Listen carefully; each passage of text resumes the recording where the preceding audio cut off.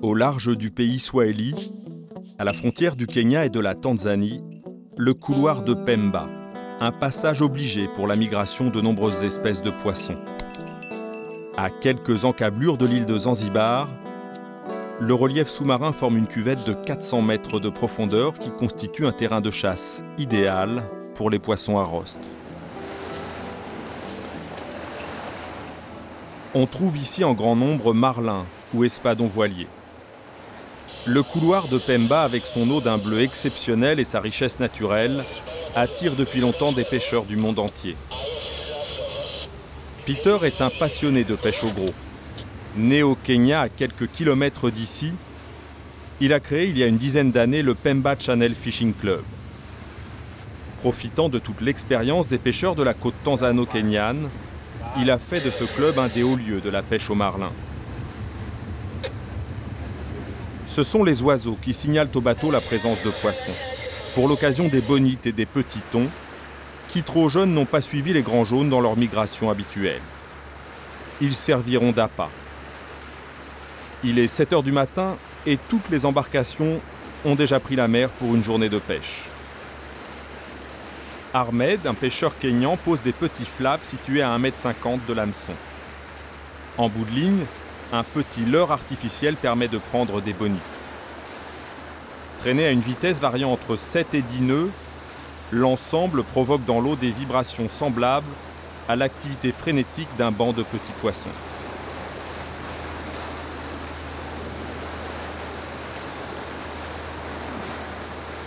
C'est la première fois qu'Olivier assiste à ce spectacle.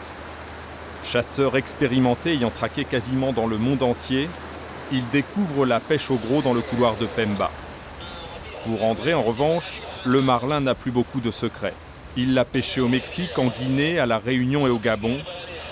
Mais c'est son premier voyage ici.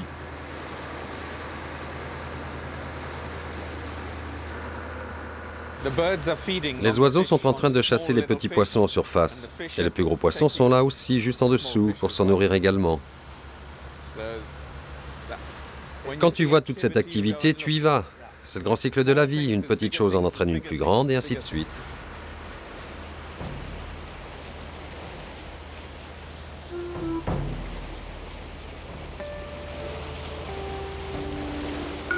Le bateau navigue à travers les bancs de poissons et les touches ne se font pas attendre.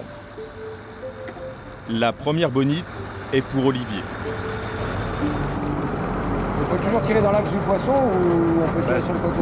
Tu sais, lui, non, toujours dans l'axe du poisson parce que... Mais s'il double là? Il va doubler, le bateau, on va le tourner en sorte. Regarde, il est en train de te mettre le bateau sur la ligne droite. Enfin là, t'as pas trop de soucis quand même. Pas si petit que ça, qu'est-ce que vous me racontez?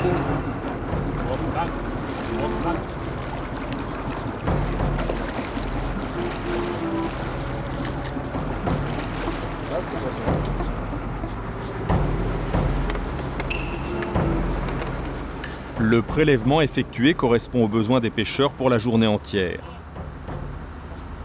3 ou 4 bonites suffiront à fournir les appâts.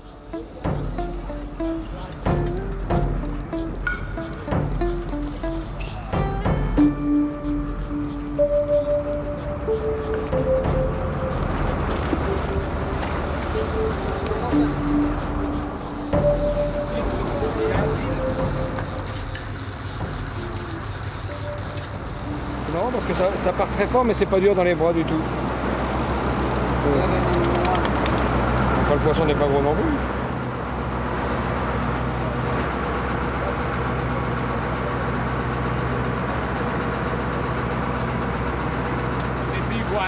Je prépare l'appât pour la grande pêche. Marlin, poisson voilier, barracuda et thon. Bref, tout ce qui est gros. Avec ça? Oui, Mais vous faites quoi? nous allons le coudre sur l'hameçon. Et quand le poisson arrive, il le sent.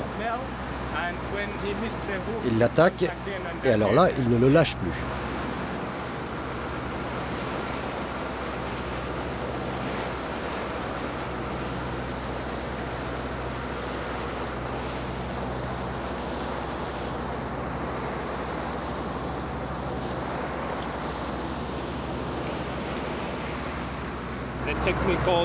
La technique consiste à agacer le poisson pour qu'il vienne sur le leurre, puis l'exciter encore et encore pour mieux le faire mordre. Tu fais ça 2 ou 3 fois, tu ferres, tu montes sur la chaise et tu vas te battre avec.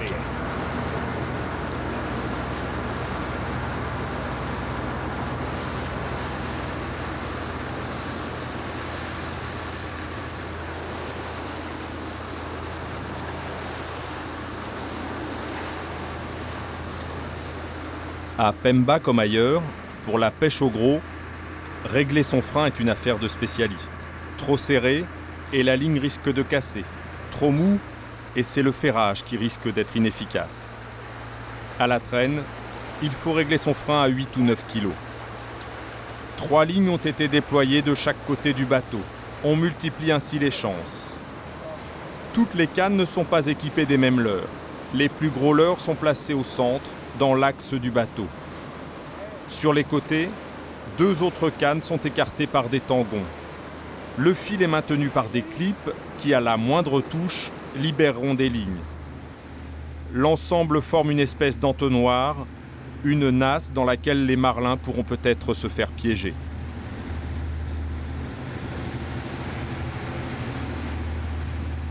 Autre atout pour les pêcheurs embarqués à bord du bateau de Peter, le teaser, littéralement l'aimant. C'est un leurre sans hameçon. Cela permet d'attirer le poisson. En général, il est composé de plusieurs leurres de différentes couleurs. C'est pour donner l'illusion d'un banc de poissons. Les marlins et les espadons voiliers viennent voir ce que c'est quand ils arrivent sur le teaser. Tu le ramènes rapidement vers les lignes où sont les vrais leurres. Là, tu as une chance de le prendre. Avec cette méthode, le poisson est plus excité. Il y a plus d'action dans l'eau et il vient voir parce qu'il est de nature curieuse. C'est très efficace. Quand on l'aperçoit derrière le bateau, il attaque le teaser avant d'aller sur les leurres.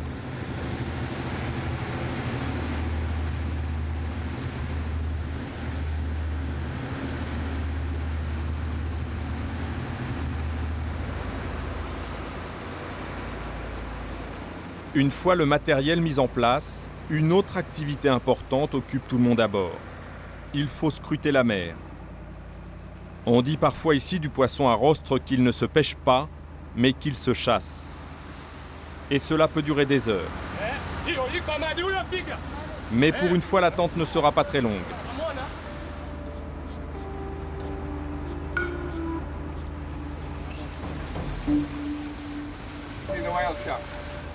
Surprise, un requin pèlerin a croisé la route du bateau. Habituellement, dans le couloir de Pemba, cette espèce ne se pêche pas. Mais le requin s'apprête à traverser les lignes. Et inévitablement, il se fait prendre. Énorme, ce poisson n'est pas carnassier. Il ne se nourrit que de plancton. Ce n'est pas l'appât qui l'a attiré, mais bien le hasard.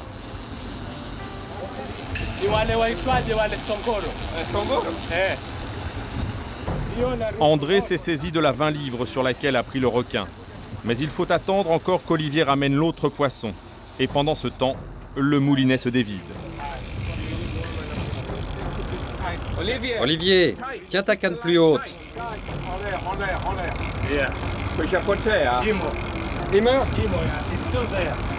What is it?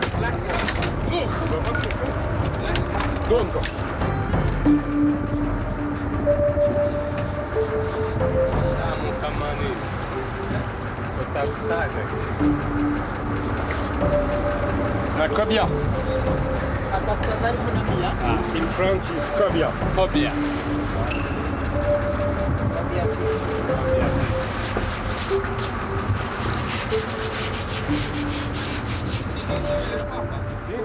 Le bateau est obligé de faire machine arrière pour aider André à ramener cette prise plutôt particulière.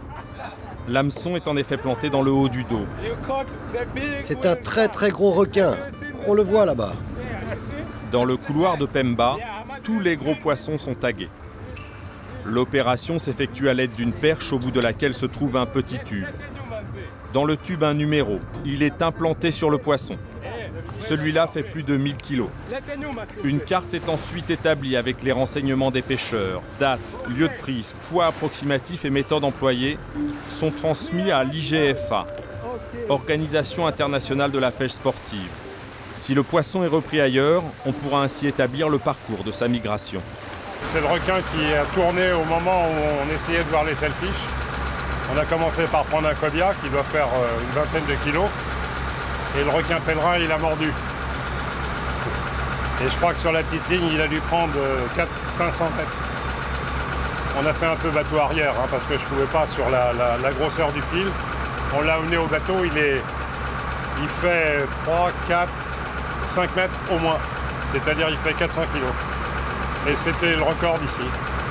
C'est pratiquement impossible à sortir avec la ligne que tu avais. Si, puisqu'il y était là, mais quand ils ont vu que c'était un requin pèlerin, ils l'ont cassé, ils ont coupé la ligne pour éviter de l'abîmer, parce que ça ne se prend pas, un requin pèlerin, on le relâche. Donc il est parti avec le leur, mais au moins on l'a vu. New record in all Africa or in the world. Il dit c'est sûrement le record du monde. J'ai vu combien de dizaines, de centaines de mètres il a pris. Et heureusement qu'il a fait marche arrière, hein, parce que... Heureusement que j'avais le pied. Ça aurait pas été Tu sais que bien. c'est beau un cobia, hein. C'est bon? C'est beau, c'est bon, mais t'as vu que c'est fort, hein. Oui, c'est fort. Ce qui m'embête, c'est qu'à chaque fois qu'il croyait prendre 4 tours de manivelle, il prenait 10 mètres. Bah, c'est normal. Et moi, pendant ce temps-là,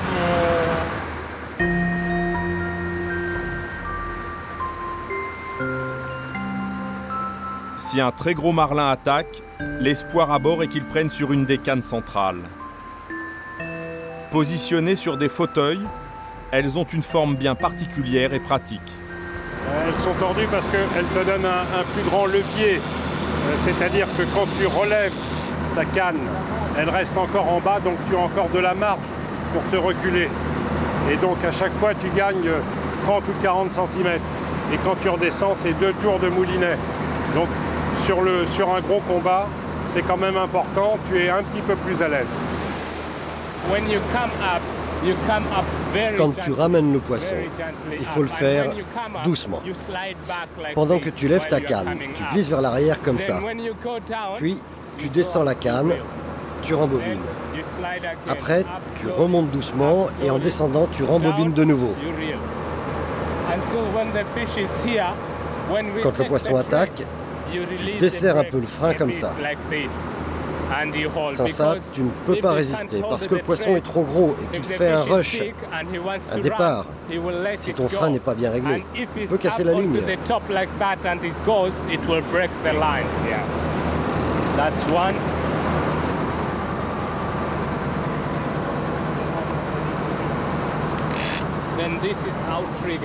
Les cannes qui sont à l'extérieur, à la touche, tu les tires vers le haut et de cette façon, tu peux ferrer. Car si tu ferres d'ici, tu risques de casser la ligne. Donc, tu l'enlèves comme ça et tu peux ferrer 1, 2, 3 fois facilement. Cela évite les mauvaises surprises. Quand le poisson démarre et que la ligne file doucement, ne fais rien jusqu'à ce que le poisson s'arrête. À ce moment-là, on te dira de serrer un peu le frein. Lorsque tu voudras le remonter comme ça, il faut mettre un pouce sur le fil. Pendant que tu rembobines, tu utilises ton pouce pour diriger la ligne de droite à gauche sur le moulinet.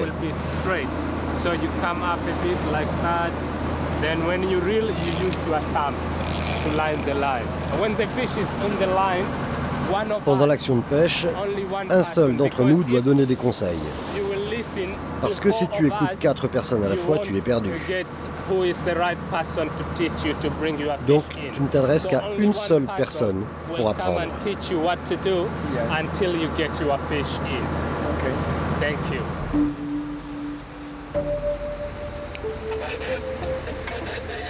L'observation de la mer n'a pas cessé. Pas de marlin en vue pour le moment, ni de poissons voiliers. Seuls quelques dauphins accompagnent le sillage du bateau.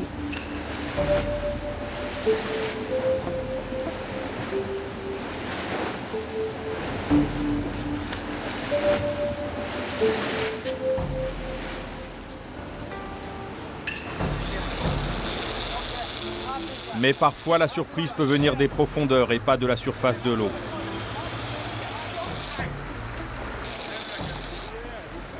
Wind. Reel is coming forward. Press the rod down as it's jumping. Don't put the rod up.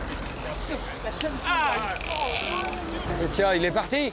Olivier, fasciné par les sauts, n'a pas réagi à temps. Le poisson en a profité et s'est décroché. Le problème avec les débutants, c'est qu'ils aiment voir le poisson sauter. Donc, au lieu de garder la ligne tendue, ils sont distraits par le poisson. Dans le même temps, le poisson revient vers le bateau. On a beau aller aussi vite que l'on peut, ce n'est pas suffisant. La ligne se détend et le poisson se décroche. Mais la pêche n'est pas terminée. L'espadon voilier est en effet téméraire. Bien que piqué une première fois, il revient très souvent à l'attaque. Ils ont chaluté comme ça pour le faire mordre. Il a sauté une fois et on l'a perdu.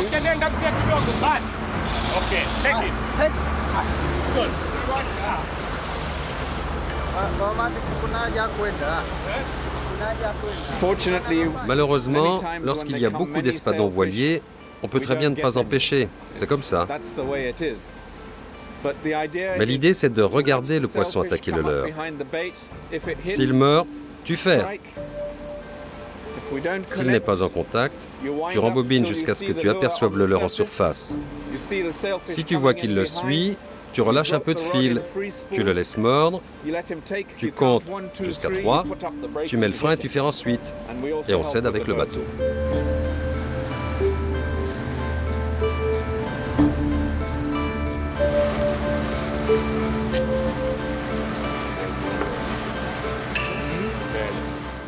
Dans son club de pêche, Peter est à l'écoute de tout le monde.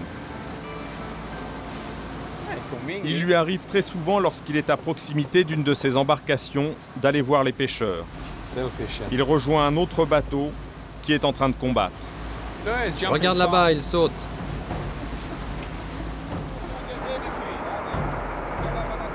David vit lui aussi dans le couloir de Pemba sa première expérience de pêche au gros. Il bataille depuis plus de 15 minutes. Sous le regard de John, un de ses amis venu avec lui de Grande-Bretagne en quête de son premier marlin, il découvre que cette pêche est très sportive. There she is!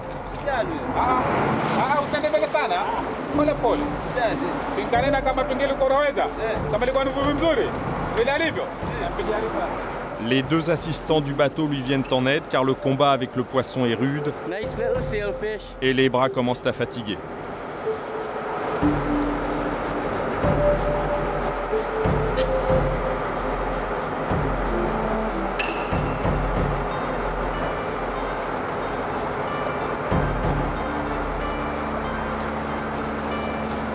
Le capitaine veille à ce que le bateau reste toujours dans l'axe du poisson et de la ligne.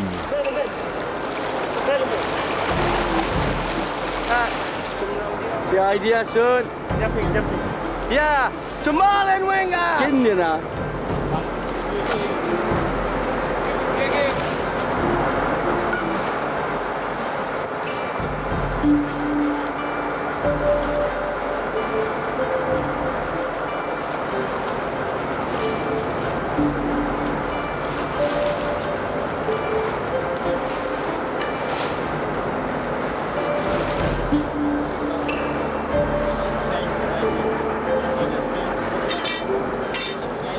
Ce n'est qu'une fois que le bas de la ligne a pu être saisi que le poisson peut être tagué.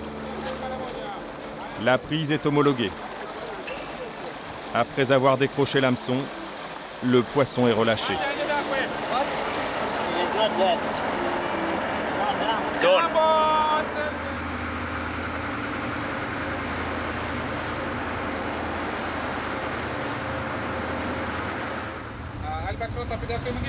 C'est une habitude dans le couloir de Pemba. Sur les bateaux, la radio fonctionne en continu.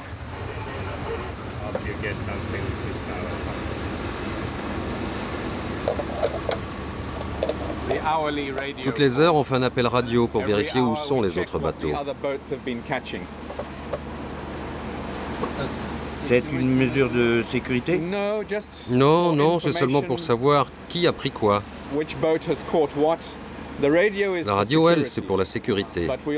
Mais on aime bien s'informer sur ce que les autres bateaux ont pêché. Ça rend la journée plus intéressante. Sur tribord, c'est Andrew, un jeune pêcheur âgé de 14 ans qui est aux prises avec un espadon voilier.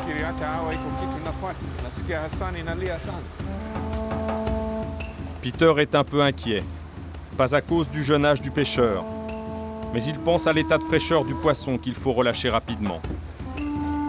Ici, on pratique le catch and release. L'espadon voilier peut vivre jusqu'à une centaine d'années, et celui-ci est jeune, il ne présente pas grand intérêt pour un trophée. Raison de plus pour le relâcher au plus vite, afin qu'il puisse reprendre la mer. Le combat a déjà duré trop longtemps.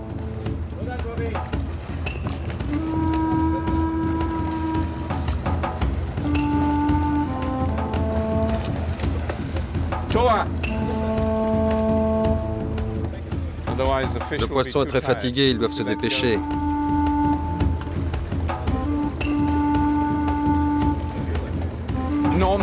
Normalement, quand on relâche le poisson, il est assez vigoureux pour filer et continuer à vivre.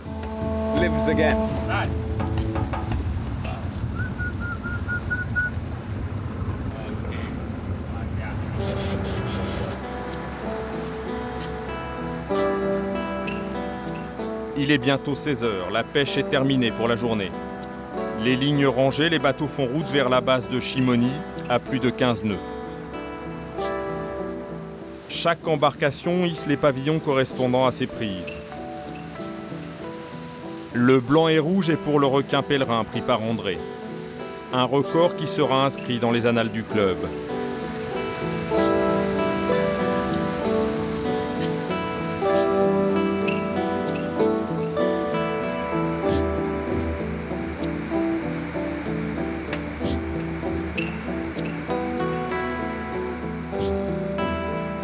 Il y a du monde à Shimoni.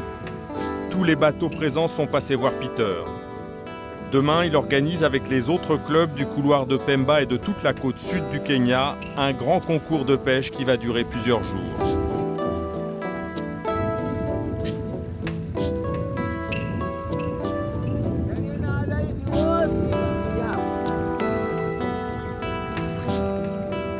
La journée n'a pas été riche en quantité. Seuls 3 espadons voiliers ont été pris, beaucoup moins qu'à l'habitude. Un seul a été gardé, mais c'est un record. Le nouveau record du Kenya, près de 38 kilos.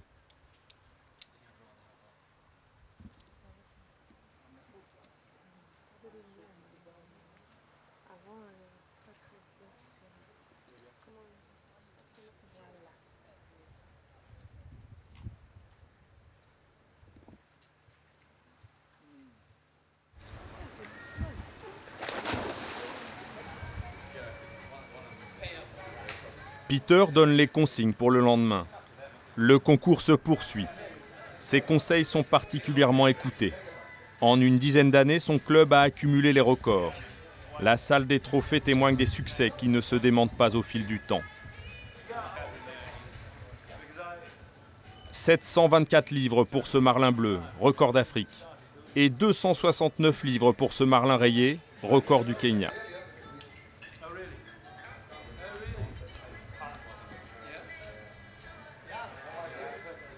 L'histoire de Peter est intimement liée à celle du Kenya. Originaire du plat pays, c'est une grande aventure familiale qui l'a amené ici. Tout a commencé en 1935, lorsque mon oncle est venu de Hollande en Afrique, à bicyclette. Ils étaient 3 à faire la route. Ils ont traversé le Sahara, filé vers l'est, et puis ils sont arrivés au Kenya. Ils ont aimé ce qu'ils ont vu, l'intérieur du pays, notamment ce que l'on appelle le grenier du Kenya. Ils ont acheté près de 10 000 hectares et sont devenus fermiers. Je suis né ici, j'ai passé toute ma vie au Kenya, à part quelques années où j'étais en Tanzanie.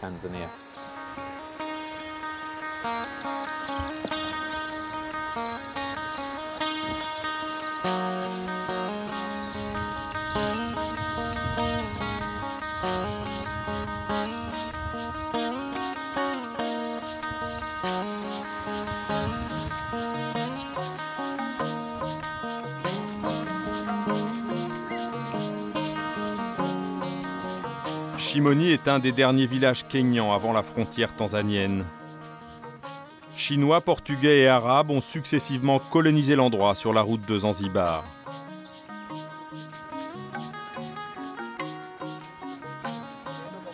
Shimoni servait de centre de regroupement des esclaves en partance vers le sultanat d'Oman et le Pakistan, où ils étaient vendus. Aujourd'hui, la grande majorité des habitants vit encore de la pêche traditionnelle. Peu de choses ont changé, mais désormais le club de Peter fournit nombre d'emplois au village.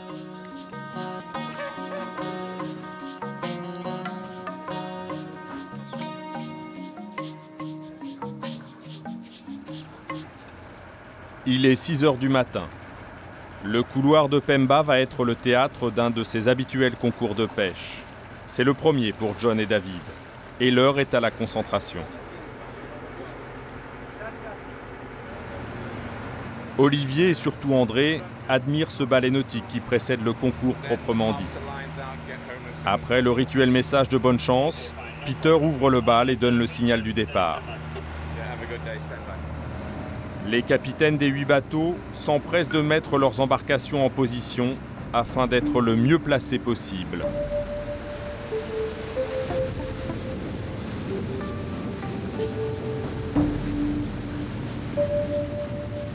Pour les pêcheurs kényans, c'est aussi le moment de se rendre sur les lieux de pêche. Avec des lignes de poing, ils pratiquent la technique de la palangrotte et recherchent surtout des bonites, des petits thons et de nombreuses espèces de poissons corail.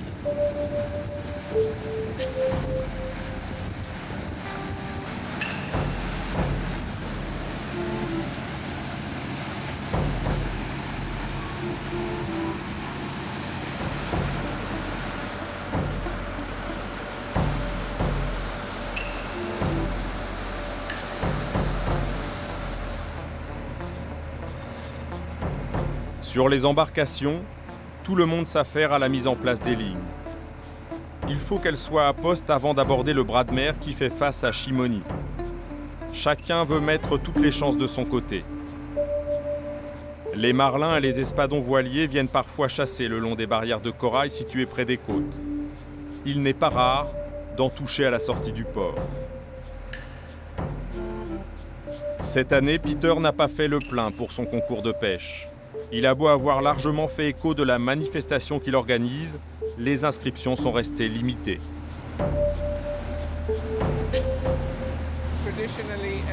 Traditionnellement, tous les ans, nous organisons un concours de pêche, uniquement pour le marlin. Mais les temps sont difficiles, l'économie n'est pas au mieux au Kenya. Alors nous ne le ferons pas cette année. Cependant, avec quelques amis, nous avons décidé de nous retrouver pour le week-end. Ils sont venus de la côte nord du Kenya pour participer à cette petite compétition. Il y a 2 ans, après le phénomène El Niño, nous avons eu un très bon tournoi. Avec 11 bateaux, nous avions pêché 64 marlins. L'an dernier, ça a été un peu moins bon. Avec le même nombre de bateaux, nous n'avons pris que 13 ou 14 marlins. Mais chaque équipage en avait pêché au moins un. Ce n'était pas proprement parler extraordinaire, mais c'était quand même bien. Cette année, la pêche n'a pas été très bonne. Et ce que nous avons appris ces dernières années, c'est qu'à la suite des précipitations, nous avons toujours fait une très bonne pêche. Après le passage d'El Niño, nous avons établi notre plus gros record, avec 685 marlins en une seule saison. Le record précédent était de 385. Cela prouve encore une fois qu'après de fortes pluies, on fait une très bonne saison.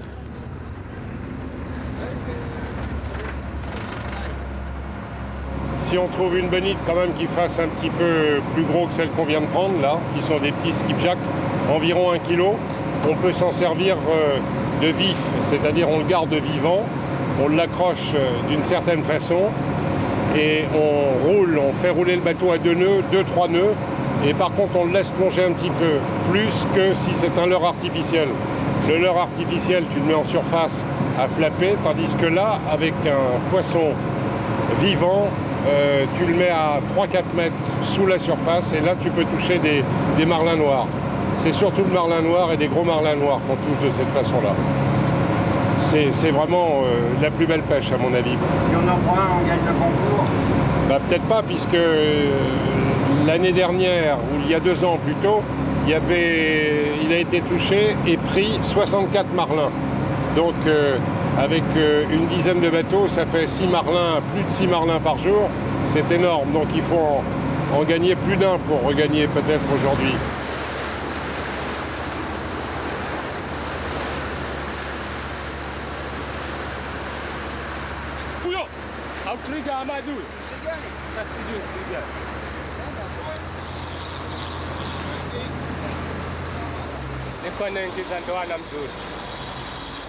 C'est la première touche de la journée, mais peu d'excitation à bord, où l'on a vite repéré qu'il ne s'agissait pas du marlin tant recherché. Dorado.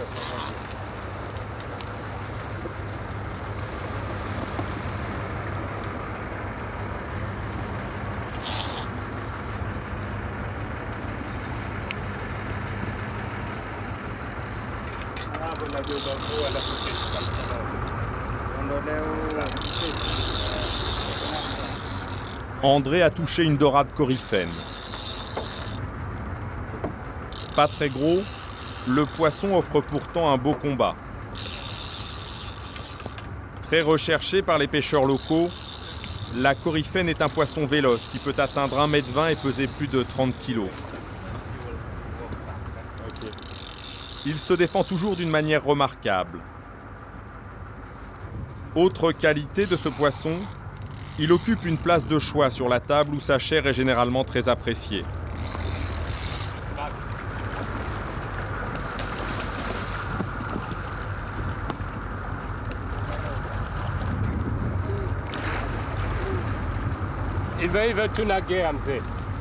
Dans les eaux du couloir de Pemba, cette espèce n'est pas classée menacée. Les prises sont plus souvent gardées que simplement taguées et remises à la mer.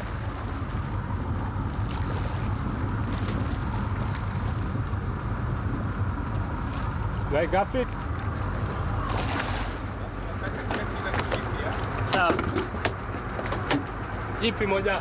dorade coryphène. Petite dorade coryphène. C'est bien battu.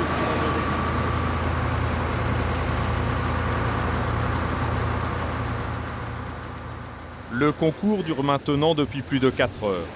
Le soleil est haut dans le ciel et ses rayons n'en finissent pas de faire briller une eau de plus en plus bleue. Seule une légère brise rafraîchit l'air, porteuse de quelques poissons volants dont les battements interrompent le silence de l'attente.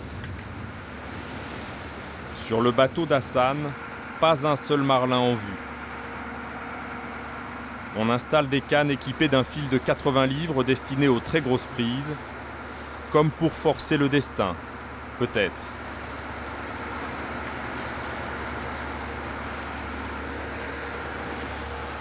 L'attente qui se prolonge n'a pas suffi à démoraliser John et David. Ils ont fait le voyage depuis l'Angleterre et savent tous deux que le marlin est un poisson qui peut se faire attendre. Surtout ce matin. Les vents sont tournants, ce n'est pas de bon augure. Le teaser est rapidement changé.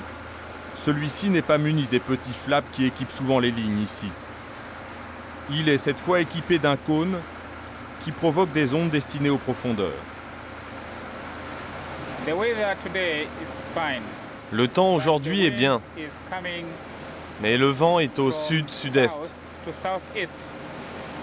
Et ça, ce n'est pas très bon pour le marlin. En cette période, qui est la saison du marlin, on attend plutôt du vent de nord-est.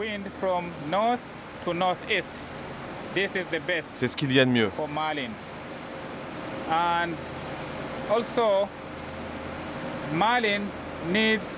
Quand le soleil brille comme aujourd'hui, tu espères trouver du poisson car même si le vent n'est pas bon, la mer est bonne.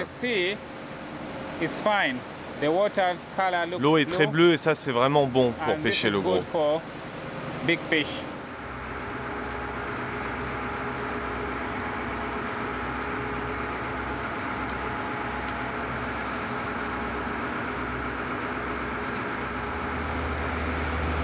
Looks good when the yellowfin are feeding like that, like. Wait, what? That...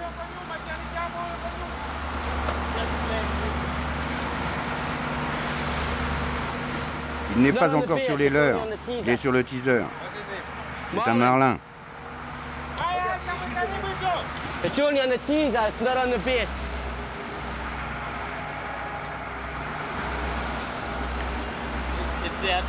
C'est le moment. Le marlin remonte sur nous. Starting to come up. Yes!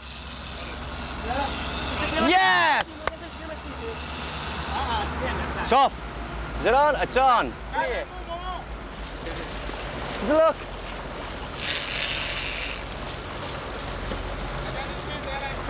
Zambio. Running like hell. It is. Yeah.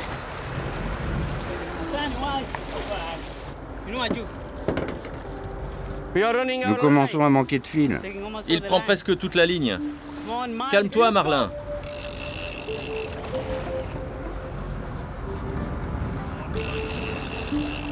Oh, Big John.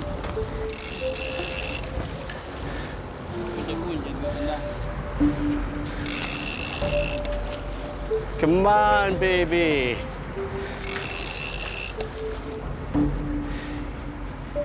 Come on, Marlin, Marlin! Come to me!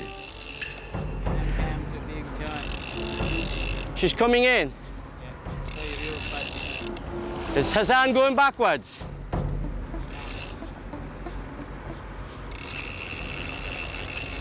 Long way to get you, Wanga.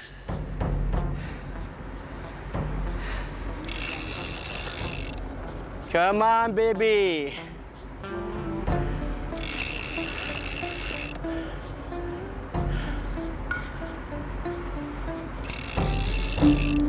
John, tu penses que c'est un gros? 200 livres environ.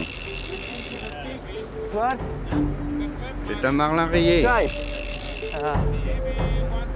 Il doit faire 160 livres. You're a strong man. I am a strong man.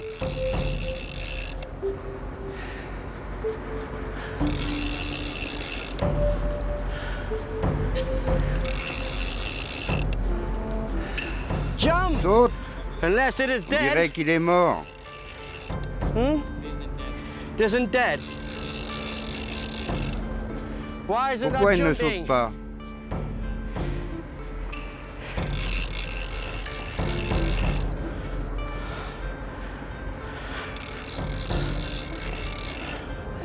Oh, she's Ah, il running. repart. Come up. There she is. Come up. Here she comes, Winger.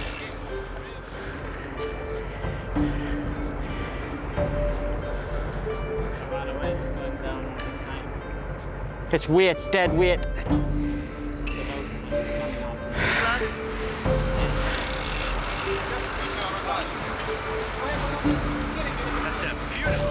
Come on.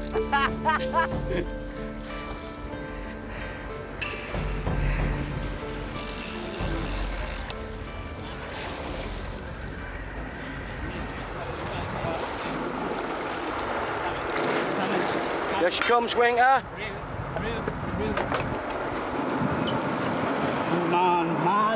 Marlin.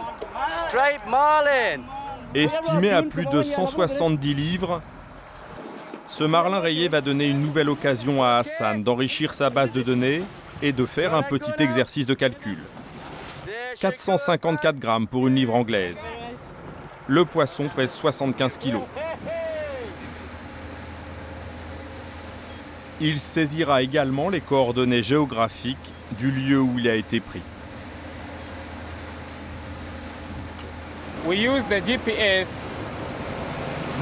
Nous utilisons le GPS et celui-ci est équipé d'un sondeur.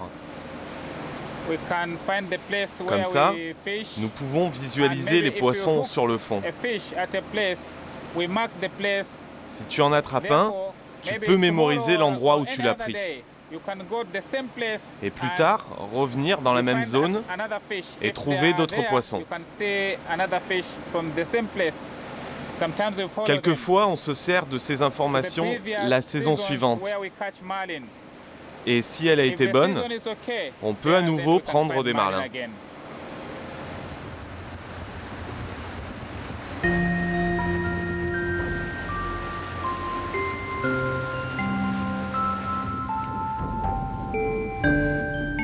Sur le bateau de Peter, tout le monde passe son temps à scruter la surface de l'eau. Pour repérer le poisson, ce n'est pas facile. On peut vous le montrer à plusieurs reprises sans que vous ne puissiez le voir. Parce que tout simplement, vous ne savez pas ce que vous cherchez. D'ailleurs, quand vous en voyez un pour la première fois, vous avez en général raté les deux précédents. Plus vous avez de l'expérience, plus vous êtes à même de voir le poisson. Mais encore une fois, si vous n'arrivez pas à le voir, c'est d'abord parce que vous ne savez pas ce que vous cherchez. Si vous repérez l'aileron ou la queue sortant de l'eau au moment où il attaque le leurre, alors vous aurez plus de chances de le voir la prochaine fois. Certains y arrivent rapidement et d'autres jamais. C'est spécialement difficile avec le marlin. Ce qu'il faut, c'est chercher des reflets, car dans l'eau, vous voyez tout bleu. Sa tête, son aileron, bref, tout en bleu. Il faut essayer de regarder un peu en dessous du leurre parce qu'il remonte à la surface. Là, vous verrez facilement la queue ou l'aileron. Mais ça peut prendre du temps.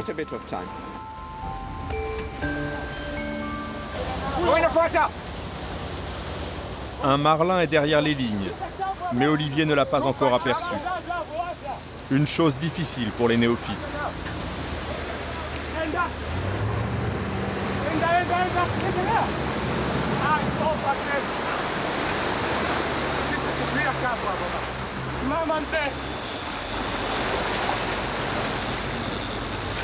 Nimefungana! Nimefungana na tamanini! Nakuja.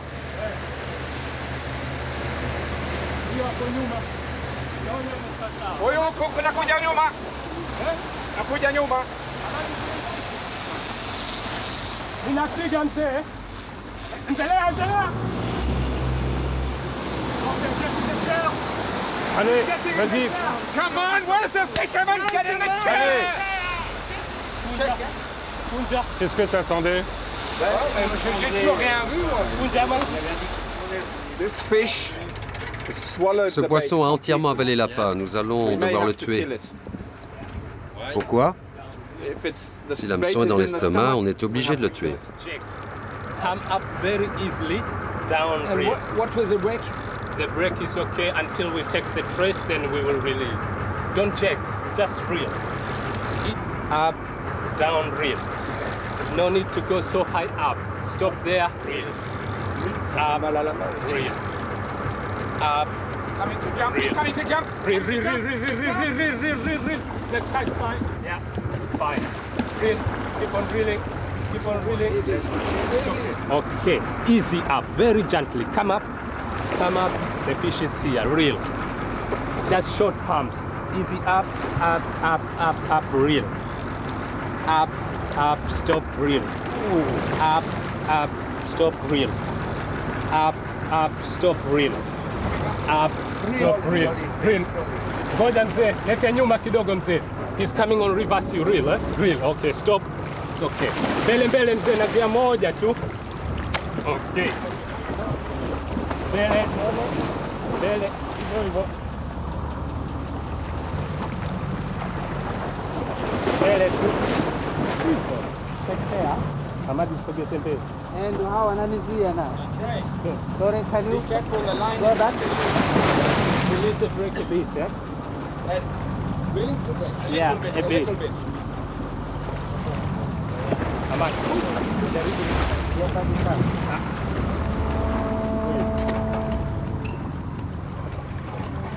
Le marlin a effectivement engamé profondément le leurre. Et Mohamed va tenter une opération en pleine mer. Il va essayer de décrocher l'hameçon en passant par les ouïes.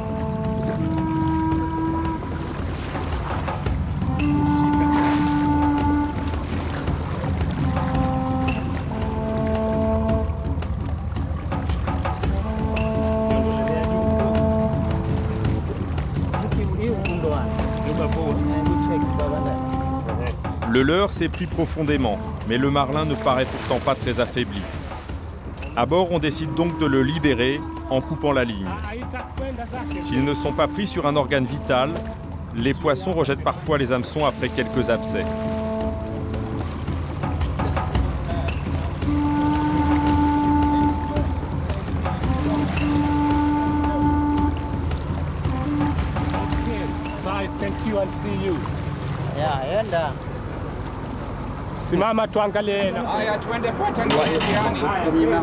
Le premier marlin. Une excitation pas possible, comprend rien de ce qui se passe, il parle en swahili. J'ai jamais vu le poisson, je le vois maintenant, j'ai jamais vu le poisson avant qu'il soit sur le bord du bateau. On l'a aperçu sauter, c'est tout. C'est fou, ça va très vite, ça crie dans tous les sens. Je pensais qu'il serait plus calme que ça. Je sais pas. Les craintes de Peter se sont révélées exactes. Le poisson reste à la surface de l'eau. Il faut aller le rechercher.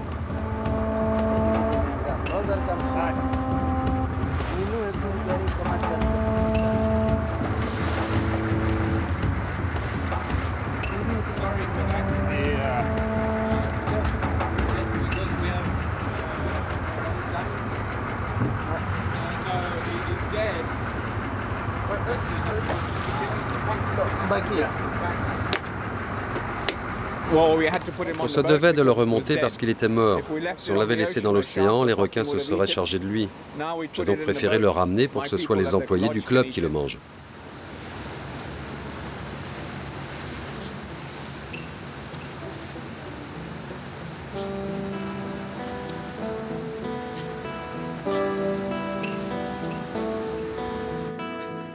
Pour sa première expérience de pêche au gros, Olivier a pris un marlin rayé.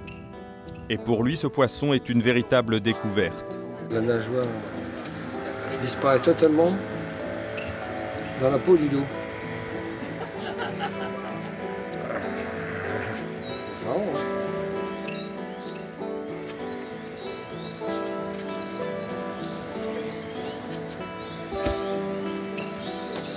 Et tu as la même chose ici. Pourquoi ça leur sert de...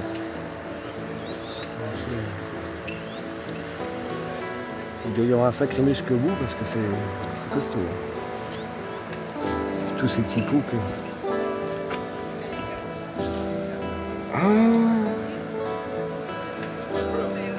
Peter! Yes, they should have a second one. It's broken. Il est cassé. Normalement, il y en a deux et c'est là qu'il se place. Je pense que c'est un organe sensoriel ou quelque chose comme ça. Normalement, ils sont de la même longueur. Si tu vas dans le bar, tu verras que le marlin bleu en a deux aussi, qui sont exactement de la même taille.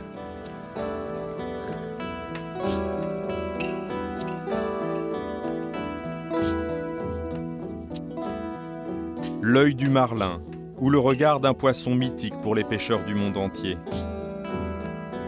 Un poisson au sens si développé que sa ruse et son intelligence le rendent presque humain.